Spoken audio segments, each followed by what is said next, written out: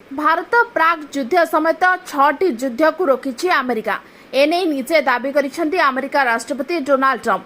से दाबी करिसेंते भारत प्राक युद्ध परमाणु युद्ध को पाई पारिथांता। यारी मध्यरे जेट को नहीं बड़ मंतव्य रखिसेंती ट्रम्प।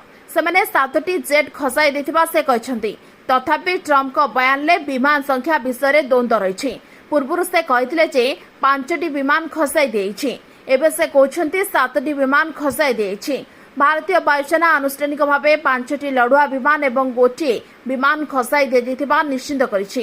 अर्थात मोट 6टी विमान जेतेबेले ट्रम्प दाबी भिन्न रही।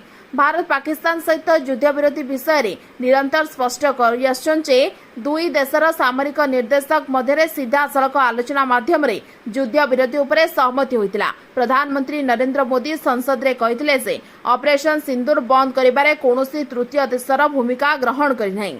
भारत मे 7, 2025 रे ऑपरेशन सिंदूर आरंभ करितिला।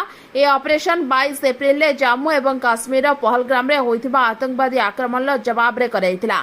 एथिरे 26 जन साधारण नागरिक प्राण हराइतिले। ए ऑपरेशन ले भारतीय वायुसेना पाकिस्तान एवं पीओके उपरे आक्रमण करथिले। Bureau report OT live. अधिक खबर देखिया पई ओटी लाइव को सब्सक्राइब करंतु एवं ए खबर को अधिक शेयर करंतु।